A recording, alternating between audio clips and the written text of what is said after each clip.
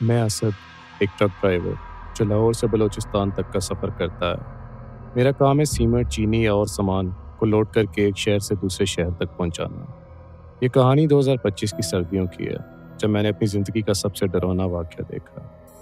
ये कोई भूत प्रेत की कहानी नहीं है, बल्कि उसी रात का सच्चा वाक़या है जिसने मुझे सड़कों से डरा दिया।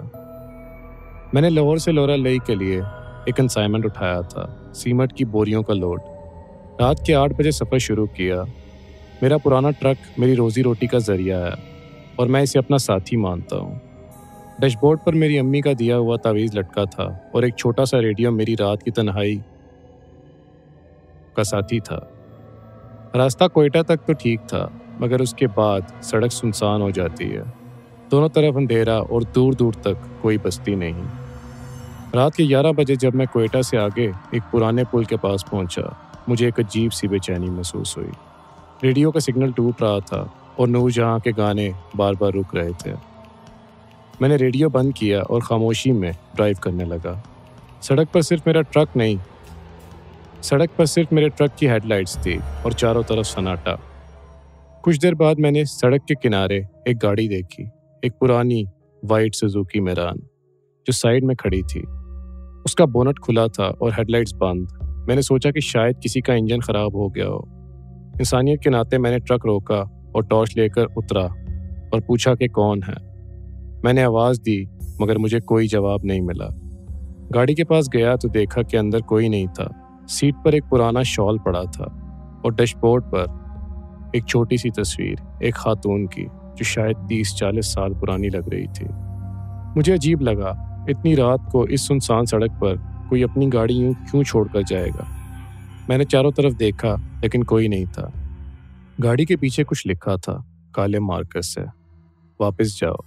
मेरा दिल धड़कने लगा। ये क्या था, कोई मजाक या कोई धमकी? मैंने सोचा कि शायद कोई ड्राइवर परेशान है, लेकिन दिल में एक खौफ सा बैठ गया। मैं वापस ट्रक की तरफ मुड़ा, लेकिन तभी मुझे एक धीमी सी आवाज़ सुनाई दी, जैसे कोई धीरे से बोल रहा हो, रुक जाओ, मेरी मदद करो। आवाज़ सड़क के उस पार से आ रही थी, जहाँ एक छोटा सा जंगल था।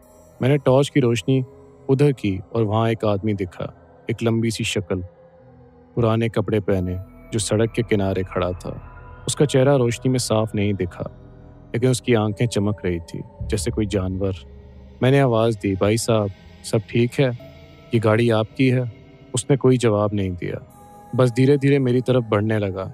उसका चलना अजीब था, जैसे उसके पैर ज़मीन पर पड़ ही ना रहे हों। मेरा हाथ ठंडा पड़ गया और मैंने जल्दी से ट्रक का दरवाज़ा खोला। तभी वो आदमी रुक गया।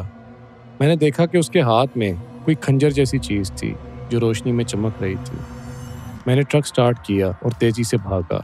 रियर व्यू मिरर में देखा तो वो आदमी वहाँ नहीं था, लेकिन गाड़ी अभी भी सड़क पर खड़ी थी। मेरा दिल ज़ोर ज़ोर से धड़क रहा था और मुझे लगा कि कोई मेरे ट्रक के पीछे बैठा है। मैंने तावीज़ को हाथ में लिया और दुआ पढ़ने लगा। थोड़ी देर बाद वो बेचैनी कम हुई, लेकिन उस आदमी की आवाज़ मेरे कानों में गूंजती रही। सुबह जब मैं लोरा लेई पहुंचा और कंसाइनमेंट डिलीवर की, तो गोदाम के चौकीदार से बात हुई। मैंने उससे गाड़ी और उस आदमी का जिक्र किया। उसने चेहरा सफ़ेद करते हुए कहा, भाई, वो सड़क ख़तरनाक है। लोग कहते हैं कि वहाँ एक आदमी दिखता है जो शायद पार्टीशन के वक्त एक कातिल था। वो दंगे के दौरान लोगों को मारता था। उसके बाद से वो सड़क पर कभी कभी दिखता है और जो भी उससे बात करता है उसके साथ कुछ बुरा होता है। मैंने बताया कि मैंने उससे बात नहीं की, बस देखा और भाग गया। चौकीदार ने कहा, शुक्र करो भाई, जो उसके पास रुकता है उसका कोई पता नहीं चलता। उसने बताया कि वो गाड़ी अक्सर सड़क पर दिखती है, लेकिन जब कोई चेक करता है तो वो गायब हो जाती है। ना उस गाड़ी की कोई नंबर प्लेट है, ना कोई रिकॉर्ड। मैं वापस लाहौर आया, लेकिन उस रात का डर अभी भी मेरे दिल में है। मैंने अपने ट्रक के डैशबोर्ड पर एक नया तावीज़ लगाया और अब रात के वक्त उस सड़क से नहीं गुजरता। लोग कहते हैं कि वो आदमी शायद एक रूह है जो अपने गुनाहों की सज़ा भटक कर काट रहा है। मैं नहीं जानता कि ये सच है कि नहीं। मैं नहीं जानता कि ये सच है या वहम, लेकिन उसकी चमकती आंखें और वो आवाज़ मुझे कभी नहीं भूलती।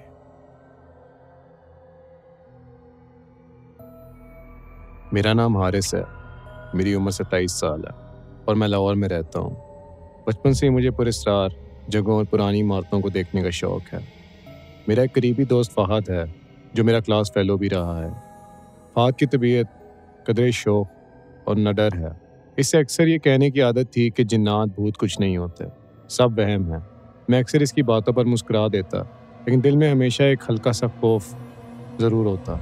हमारा एक और दोस्त आकिब है, जो निस्बतन खामोश और संजीदा सा लड़का है। आकिब के वालिद बुजुर्ग किस्म के आलिम दीन हैं और अक्सर जिन्नात व असेब के किस्से सुनाते हैं। आकिब इन बातों को संजीदगी से लेता था। इस वजह से हमारी दोस्तों की महफिल में हमेशा ये बहस छिड़ी रहती कि आया ये सब हकीकत है या महज कहानियाँ। एक रात हम तीनों ने फैसला किया कि लाहौर के नवा में वाक़या एक पुराने बगीचे का रुख करेंगे। ये जगह बरसों से वीरान पड़ी थी। लोग कहते थे कि वहाँ रात के वक्त किसी औरत की चीखें सुनाई देती हैं। मैंने हिचकिचाते हुए कहा, यार ये सब कहानियाँ हैं, जानने की क्या ज़रूरत है।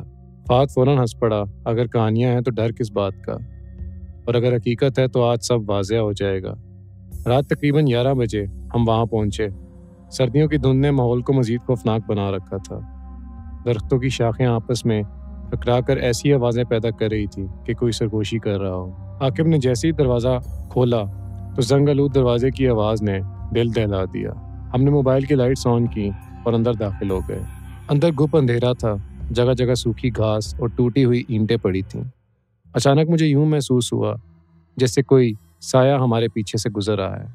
मैंने तेजी से मुड़कर देखा, लेकिन पीछे कुछ नहीं था।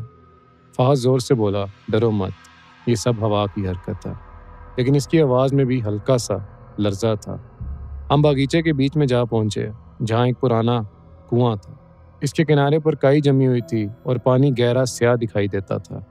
आकिब ने आहिस्ता से कहा, मेरे वालिद कहते हैं ये कुआं पहले एक कब्र पर बनाया गया था, इसलिए यहाँ असेब रहता है। फ़ाद ने मजाक उड़ाते हुए पत्थर उठाया और कुएं में फेंक दिया। जैसे ही पत्थर पानी से टकराया, अचानक एक अजीब सी आवाज़ गूंजी। आवाज़ किसी औरत के रोने की थी। हम तीनों सख्त हो गए। ये किसकी आवाज़ थी? मैंने लरजते हुए कहा। फ़ाद ने घबरा कर कहा, कोई नीचे बैठा होगा, आवारा औरत या पागल। लेकिन आकिब का चेहरा जर्द पड़ गया। अचानक फिजा में सर्द झोंका सा चला। दरख्तों की टहनियाँ जोर जोर से हिलने लगीं। हमने कदम बढ़ाए ही थे कि एक धुंधला सा वजूद कुएं के किनारे पर आ उभरा। वो एक औरत थी, लंबे बाल, सफ़ेद लिबास और चेहरा ऐसा धुंधला जैसे धुआं हो। इसकी आंखों से सुर्ख रोशनी झलक रही थी। फ़ाद की ज़ुबान बंद हो गई। आकिब ने कुरान की आयत पढ़नी शुरू की। मैं बिल्कुल पत्थर का मुजस्मा बन गया था। औरत ने सर झुकाया और फिर अचानक एक कान फाड़ देने वाली चीख मारी। ऐसा लगा जैसे पूरा बाग हिल गया हो। हम तीनों भागने लगे।